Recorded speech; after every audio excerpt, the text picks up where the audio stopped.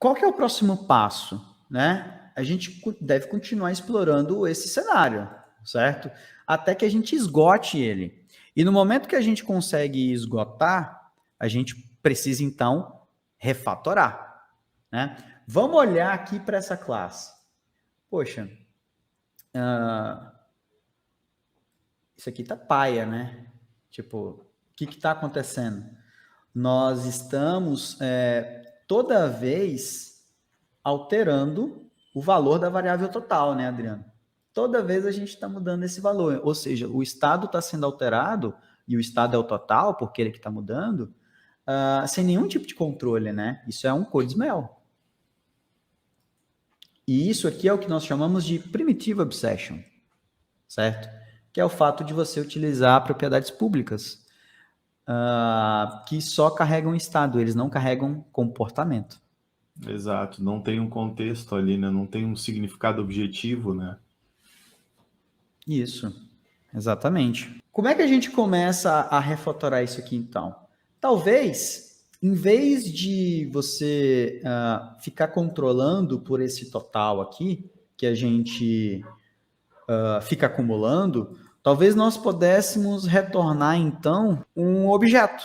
E aí, por exemplo, esse objeto tem um valor e esse valor não vai alterar. E aí a gente vai ter exatamente o comportamento que nós queremos aqui de conseguir multiplicar N vezes e controlar a alteração desse total. Então, beleza, para você remover o Primitive Obsession, você precisa trabalhar, em geral, com imutabilidade. Em vez de acumular o total, o que nós podemos fazer? A gente pode, sei lá, dar um return $1.000, certo? Só que aí eu passo como parâmetro o quê? Eu passo como parâmetro o total vezes não é o fator, é multiplicador, né, Adriano? Pode ser. Multiplicador. Então eu pego o total vezes o multiplicador, certo? Então agora eu obviamente mudo isso aqui para o tipo dólar.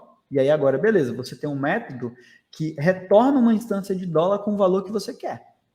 Então aqui, ó, o que vai acontecer agora? Eu vou poder aqui colocar var dólar 320, né? Recebe esse valor aqui, e aí no final você vai comparar ponto total, certo? E a mesma coisa você vai ter aqui embaixo. Você vai ter, então, o mesmo dólar aqui, 320, var dólar novo, recebe dólar ponto multiplicar, e agora você quer multiplicar por 3, e aí você vai ter o seu dólar novo ponto total. Então agora nós inserimos um novo conceito aqui, e o nosso teste continua passando. Qual é o conceito que nós inserimos? É o que nós chamamos de value object, certo? Que é o quê? O value object carrega uma característica, certo? E agora o nosso dólar, ele é imutável, certo? Ele não se altera o valor. Só que você ainda está expondo esse total aqui. Então, a próxima coisa que a gente pode fazer, talvez seja parar de expor esse total.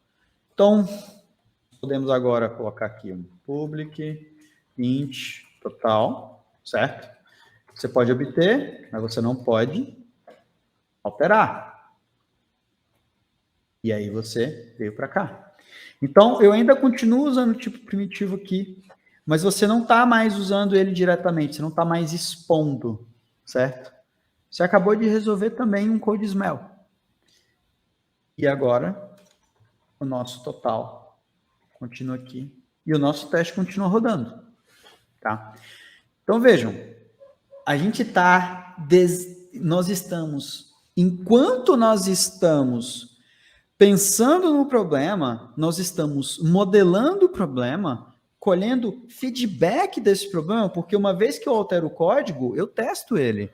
O teste já está escrito, ele já está rodando para mim, né? Eu pego o feedback e quando eu esgoto a quantidade de verificações que precisam ser feitas, quando eu esgoto aquele cenário, eu refatoro o que foi desenvolvido. E esse processo de você escrever um código que implementa aquilo, fazer o projeto rodar, depois fazer o teste passar e depois refatorar, é o ciclo eterno que vai seguir, do início ao fim do desenvolvimento. E você sempre vai adicionando um componente a mais. Fala. Pois é, então, e aí é que entra que os padrões começam a brilhar, né? Então, por exemplo, a gente está testando a camada de domínio e a gente está começando a definir os conceitos que vão fazer parte da funcionalidade.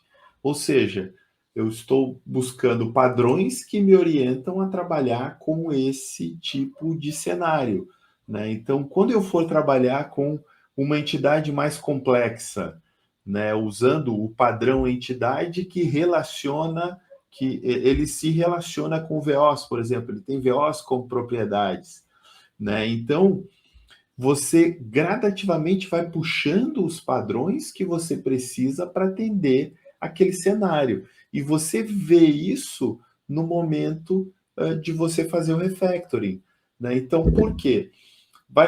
Conforme você vai evoluindo nos ciclos, eu testei as propriedades, ou seja, todos os conceitos primitivos ali, os conceitos base que vão compor o estado que eu vou persistir. Poxa, então eu já posso criar uma entidade.